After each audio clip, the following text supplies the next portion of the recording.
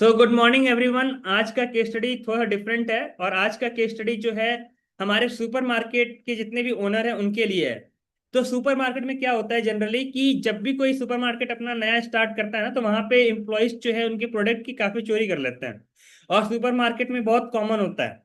अगर सुपरमार्केट में थोड़ा मोड़ा चोरी होता है उसको तो चलो रोक नहीं सकते कि कोई कस्टमर आया लेके चला गया, अपने पैंट के अंदर रख लिया, अपने शर्ट के अंदर डाल लिया, तो वहां पे तो वो पता नहीं चल सकता है। लेकिन जब बड़ा चोरी हो रहा होता है तो बड़ा चोरी को रोकना बहुत जरूरी होता है। नहीं तो आपका सुपरमार्केट में पहली बात क्या है, मार्जिन बहुत थिन होता है, बहुत कम मार्जिन पे जो है सुपरमार्केट ऑपरेट करता है। और उसमें भी अगर आपकी चोरी हो जाए ना, समझो कि आप लॉस में चले जाते हो। तो सुपरमार्केट में कैश की चोरी और सामान की चोरी को कैसे रोके, ये हमारे एक कस्टमर थे, उनका नाम था वासुदेव अग्रवाल। और उनका हैदराबाद में पतंजलि का जो है स्टोर है और सुपरमार्केट है, जहाँ पे लोग आते हैं। हजार अलग अलग कैटेगरी के प्रोडक्ट हैं और हजार कैटेगरी के प्रोडक्ट होने की वजह से जो है सबको ट्रैक कर पाना मुश्किल हो रहा था और सामान काफी चोरी हुई थी। और 40 से 50 लाख का तो नुकसान सिर्फ और सिर्फ सामान की चोरी की वजह से हुआ था अगले पिछले 3 साल के अंदर। अब इसको रोकना कैसे है, इसको बहुत ध्यान समझिएगा।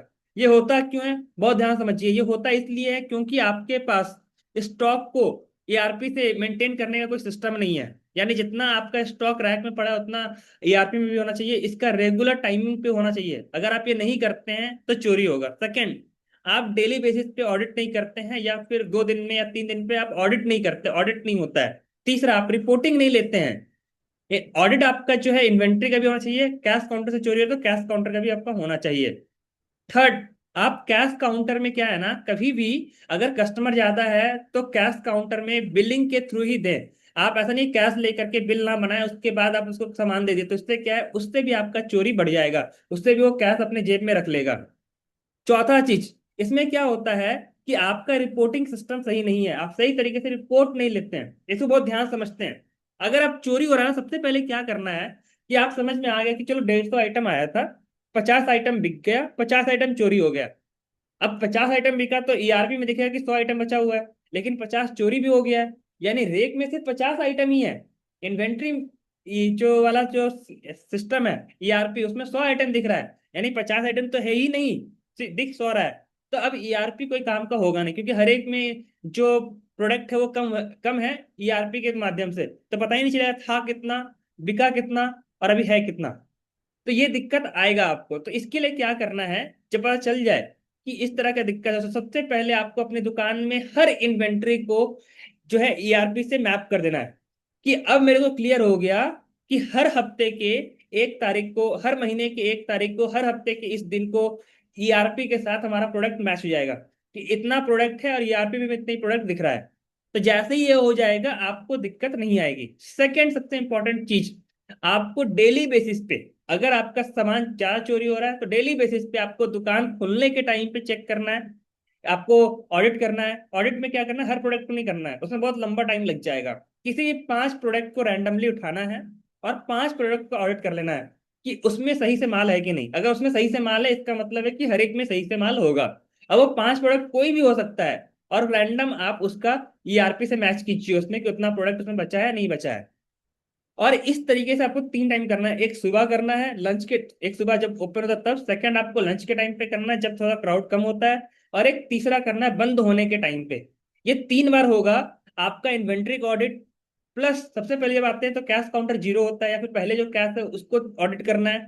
ठीक लंच के टाइम पे एक बार कैश को ऑडिट करना है और एक बंद होने के टाइम पे कैश को ऑडिट कर लेना है। तो आपका कभी भी कैश और इन्वेंट्री का इशू नहीं आएगा। सेकंड, आपको अपने कैमरा के थ्रू, क्योंकि सुपर मार्केट है तो कैमरा लगा हुआ होगा हर जगह, तो आपको कैमरा से चेक करना है कि कभी भी कोई भी आपका एम्प्लॉय जो है इन्वेंट्री या फिर यानी कि आपका आइटम जो है बिल, सामान का दाम बता दिया लेकिन बिल बनाना छोड़ दिया और पैसा अपने जेब में रख लिया, ये ना हो। इसके लिए आपको कैमरा से चेक करते रहना है। कभी भी आपको रैंडम ऑडिट कर लेना है कैश काउंटर का, इससे पता चल जाए कि हमेशा सही चल रहा है या नहीं चल रहा है, कैश काउंटर में हर एम्प्लॉय कैसे काम कर रहे हैं।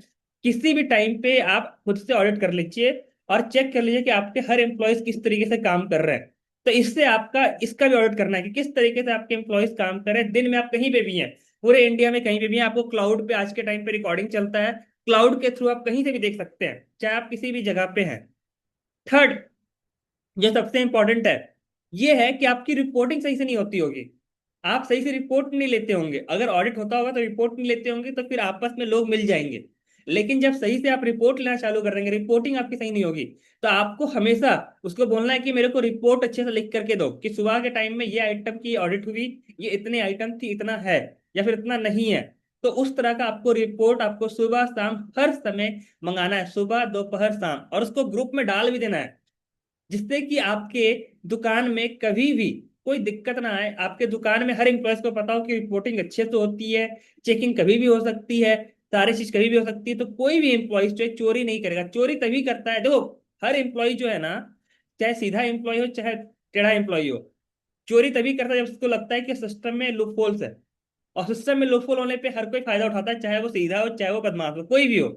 अगर आपका सिस्टम में लूप होल होगा तो फायदा उठाएगा। इससे फर्क नहीं पड़ता कि सामने वाला इंसान सीधा है, सामने वाला इंसान बदमाश है।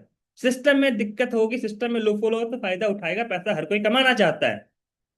तो आप सिस्टम में लूपहोल नहीं रहने दीजिए, सिस्टम को बहुत अच्छा बनाइए। जैसे ही सिस्टम में लूपहोल्स नहीं रहेगा, तो बदमाश से बदमाश आदमी भी अपनी इज्जत के लिए और अपने काम के लिए वफादार रहेगा। वफादारी जो है उसके अंदर से नहीं, वफादारी सिस्टम से आता है। आप जितना अच्छा सिस्टम रखिए, जितना क्लीन सिस्टम रखिएगा, लोग वहां पे उतना अच्छे से काम करेंगे।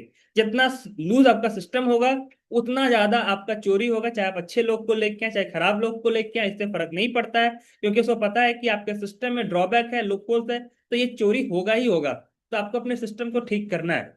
तो कैसे अपने सिस्टम को ठीक कर सकते हैं, इसके बारे में जानकारी लेना है, तो आपको जिसके माध्यम से वीडियो मिला है उससे बात कीजिए। अगर आप मेरे से बात करना चाहते हैं तो उनको बोलिए कैसे आपकी मेरे से बात हो सकती है।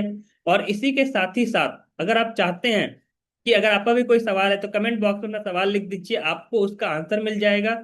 और ऐसे ही वीडियोस को देखने के लिए, अपने सवाल को कमेंट बॉक्स में लिखने के लिए, अपने क्वेश्चन का सॉल्यूशन लेने के लिए और साथ ही साथ मेरे से बात करने के लिए आपका बहुत बहुत धन्यवाद।